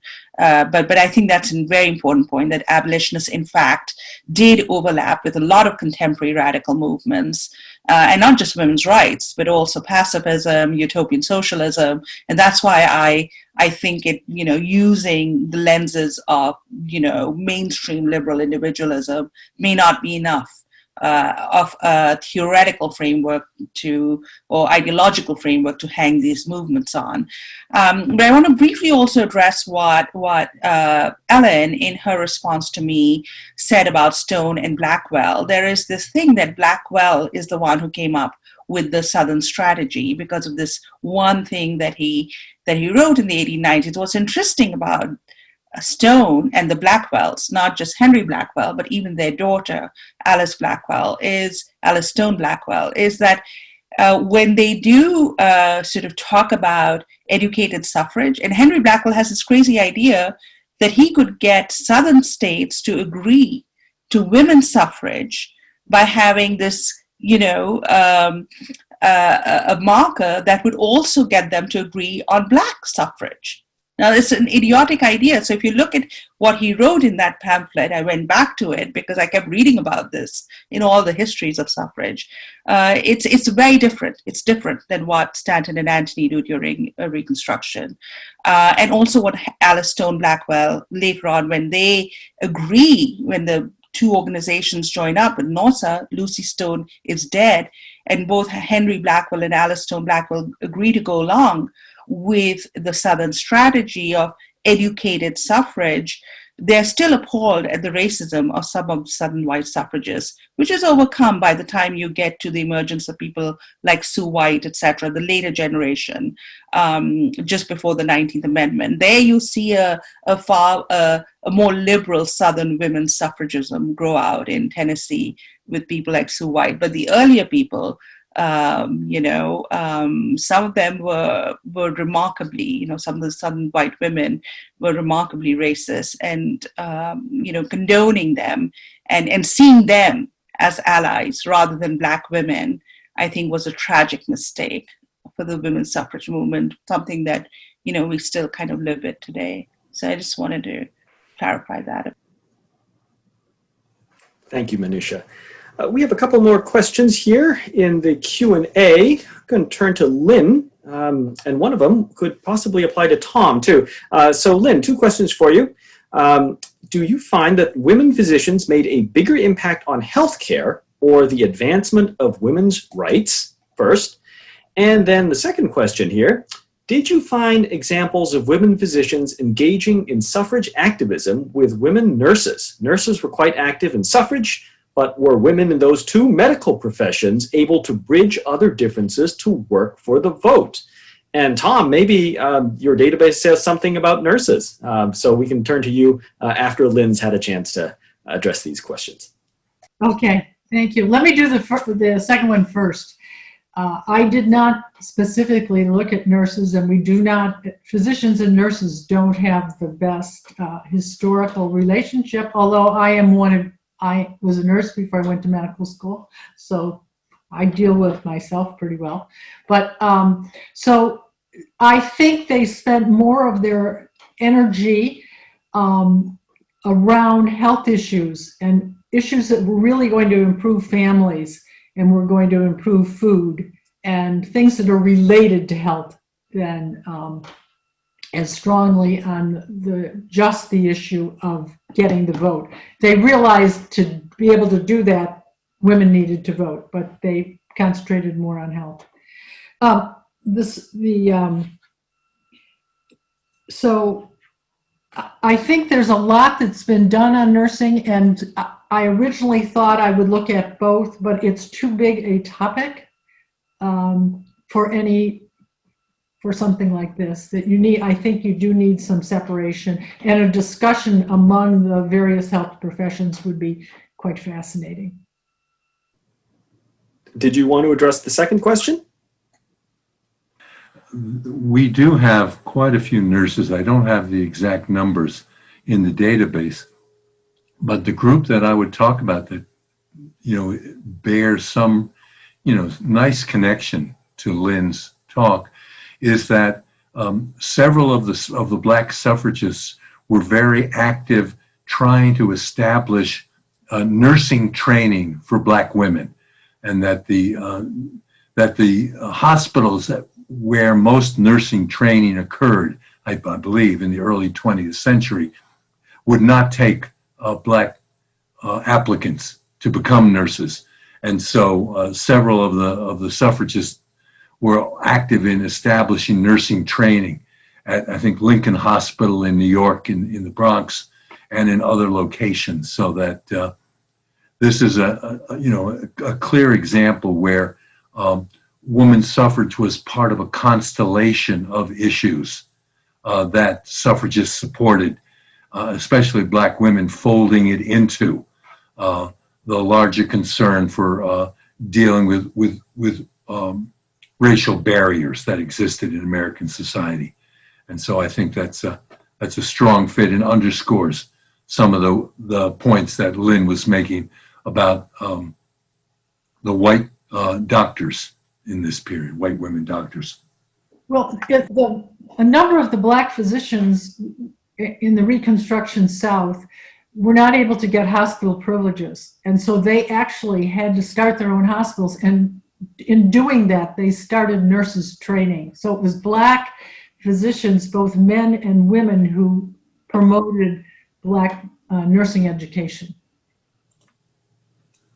Right. And Lynn, would you say that women physicians then made a bigger impact in healthcare or the advancement of women's rights? I think they probably made a bigger impact in healthcare, but they served as role models for women, for all of society, because they were some of the few more educated women that actually had positions where they had to deal with the whole society all across. That's the advantage, I think, of being a physician. You have to deal with people of every class, every educational level. And that's where their role modeling really, I think, made a difference, and their impact was shown. Thank you. Well, Ellen, we have a question for you here. Now, since we are at the Centennial and we're talking about, in some cases, memory, this question is pretty good. Do you think that Stanton and Douglas, their late life relationship, was shaped by their efforts to control their historical legacies? How did their shared status as famous veterans of antebellum reform define their mutual regard at the end of their lives? Okay, let me see if I can see this, because it's a great question. Well, let me take the end part. I do think that their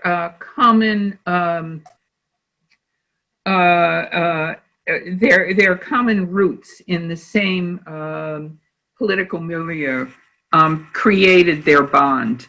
And some of the richest quotes I used, when each of them describes what they saw in the other when they met, and what Douglas contributed to Seneca Falls, they come much later. One is so this really gives the yes to the answer.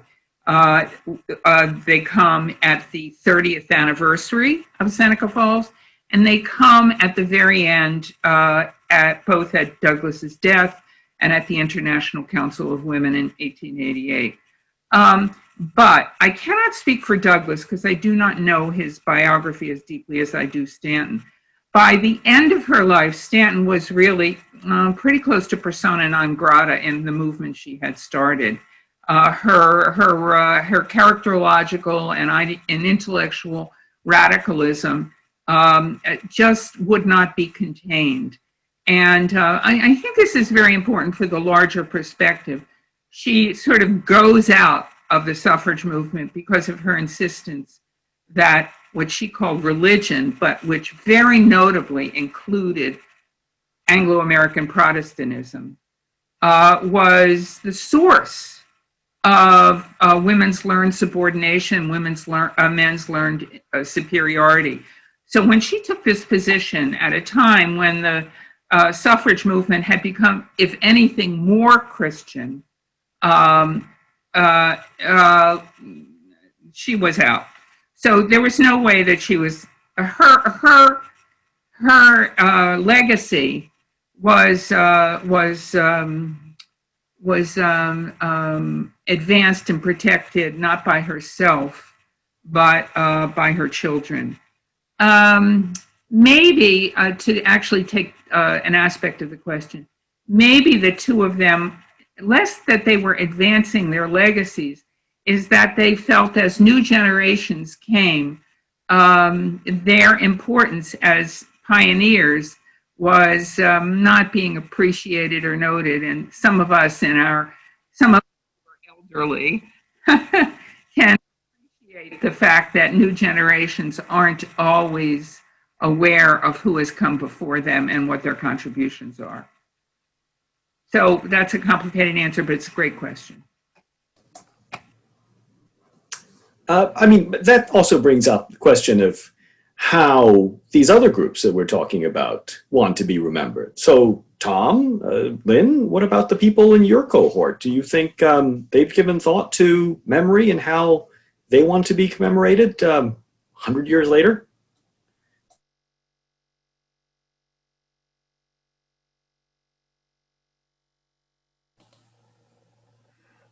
My comment would be to say that what's been happening as I've built the online biographical dictionary is that it began with 70 Black suffragists who were identified by Rosalind Terborg Penn, and they were all very active in the NACW and in the NAACP, and they were largely, you described them as national figures, and I think they were concerned about how others viewed them.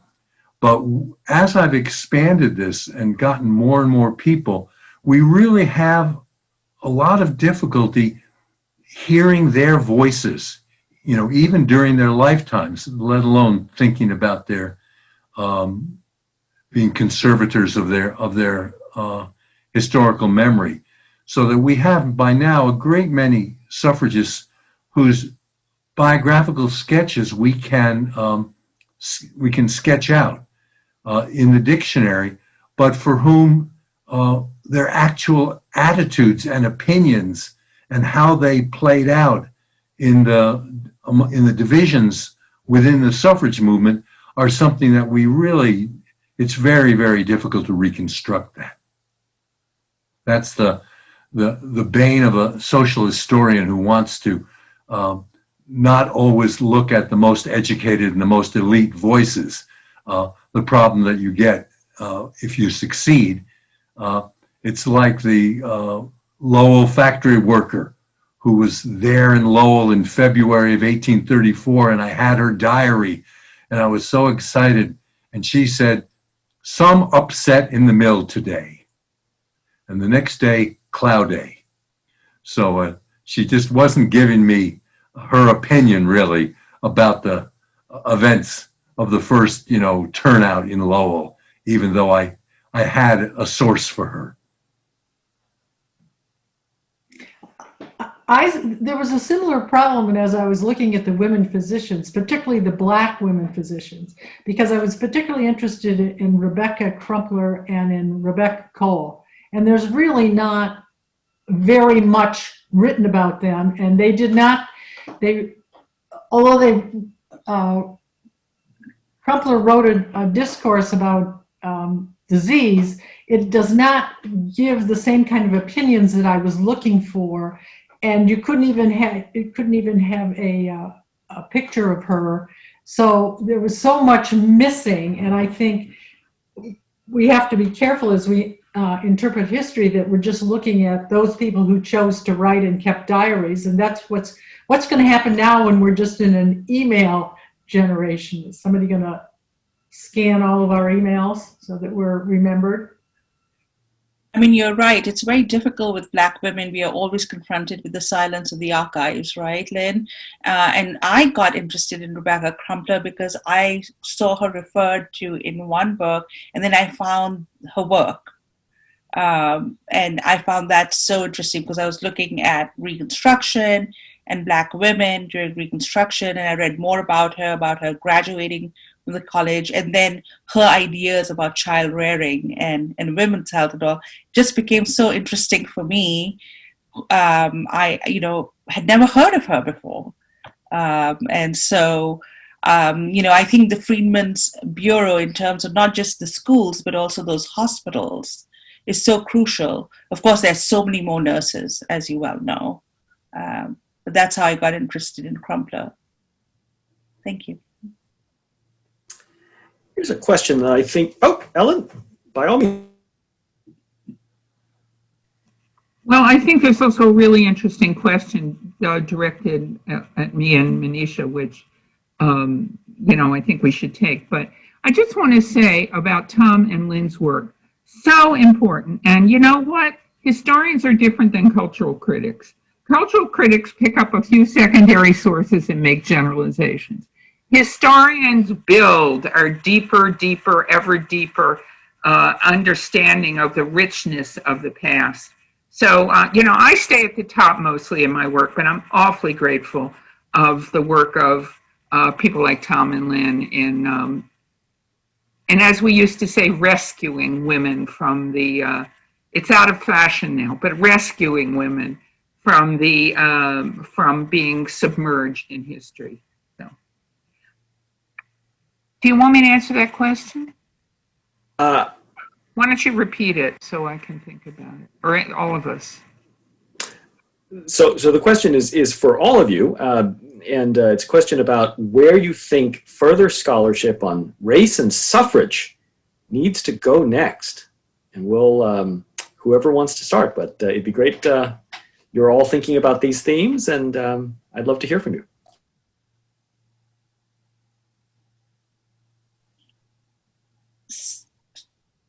So I'll go, since everyone's thinking about this, because I have been writing about suffrage, the suffrage movement, and trying to connect the Reconstruction era to the eventual passage of the 19th Amendment. And I think what's important to remember about the suffrage movement, again, not to do it in terms of, just a few, the leadership, or, developing, a collection of individuals. What was helpful was, I reimagined the abolition movement as a radical social movement, and I think we need to reimagine the suffrage movement as a movement that had a leadership, that had a rank and file, that had all these people in the movement, but also had a lot of fellow travelers who came to it.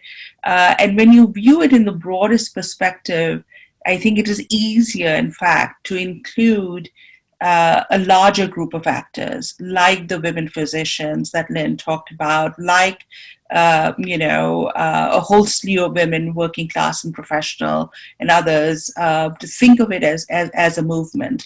And also to think about the tactical choices made and whether those were beneficial to the movement in the end or not, whether they were emancipatory in the broadest sense, or whether they were buying into conventional ideas about race and gender and other things.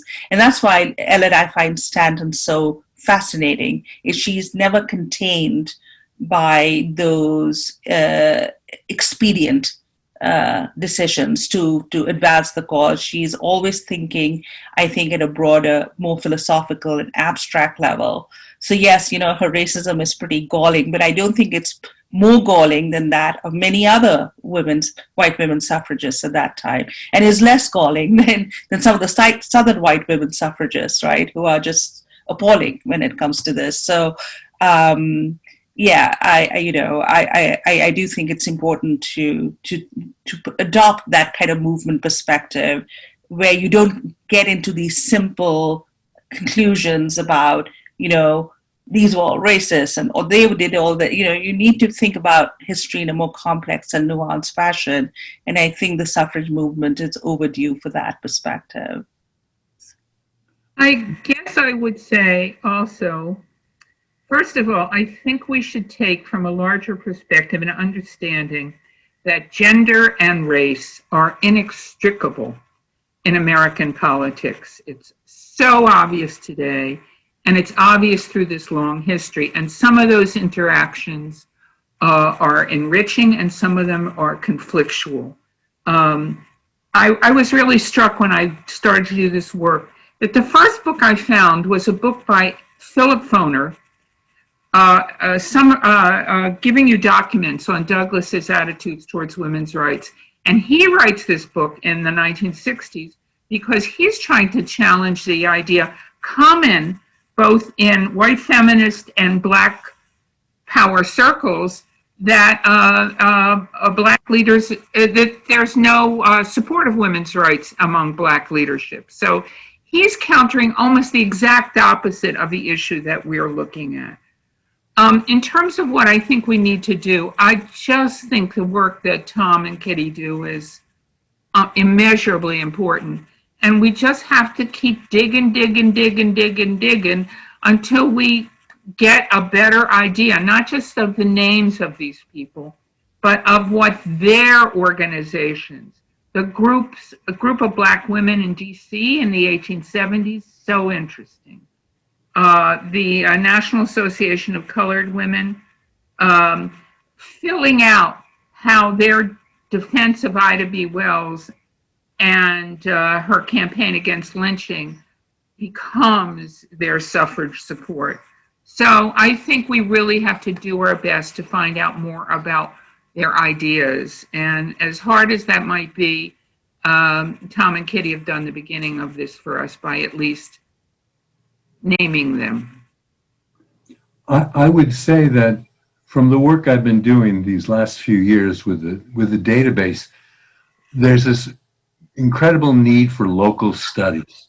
It's funny because that's where I started with the Lowell Mills and 50 years ago. But the online biographical dictionary makes it possible to take a look at a state, suffragists in a state, and to begin to reconstruct that story, or to take a look at a given city. If you would look at Wilmington, if you would look at Nashville, there are these very interesting alliances across racial lines in those communities that only become apparent and now with the kind of resources that the Black Studies Center makes possible, or that newspapers.com makes possible, you can do searches for various topics in various time periods, in various locations, geographical locations, and that enables you, and we can't within the database get down to that granular level, but people using the database could start to do these studies and then to place these various communities and the racial alliances and the racial conflict that you'll find in these various areas into a broader perspective. So I think I would really like to emphasize the way in which all this history is local, and that what you see finally at the national level is a composite of these local experiences. And I would really encourage people to work in that way. Yeah, when I was doing my, sorry, Lynn. Thank you. I just wanted to say, I think there's more room to look at some of the professionalism issues. What happened to the attorneys? We don't really know much about the law, the people who became lawyers. And the other one is, I'm going to take, instead of the local level, the national level, and look at the women who presented in front of Congress. Thank you. I just want to say, Last word to you, Ellen. Oops. I just want to say, I'm following up on Tom, that in doing my book, there it is, I found 3 communities of Black women that I found most interesting. One is Brooklyn, I can't remember the name. It's a community that's still very Black, and had Black suffragists working there, just incredible women. The second was, as Tom is sort of suggesting, Tennessee, Memphis. The work on the 19th Amendment has exposed several really interesting Black women who really force, who have a suffrage and really force white women to work with them. And finally, I found Delaware interesting, tiny little Delaware. it was a state that was very much in play in the ratification. So those ratification campaigns are very local and very interesting. Great. Thank you all. Thank you, thank you, thank you. Kate, I know you said she should have the last word, but I think it is important to acknowledge generations of Black women's historians like Deborah Gray White, Elsa Barkley Brown, Rosalind Turbuck Penn. You know, they've been doing this work at all levels for generations, and I think there's a lot of secondary material too that we should look at, and we should acknowledge their work. It's not as if that work had not been done previously. Thank you very much, everyone. This was a great opening panel. We hope that our participants will join us tomorrow at noon for our second panel on marriage and the amendments. We have two papers here, Suffrage and the Specter of Interracial Marriage, and Marital Unity Through the Franchise Suffragists' Manipulation of Gender and Marriage Norms. So that is tomorrow at noon. We hope you will join us then. And Catherine, did you want to say a few words? I just wanted to say we have gotten off to a great start thanks to this panel. Thank you so much. And I hope everybody comes back tomorrow. Thank you.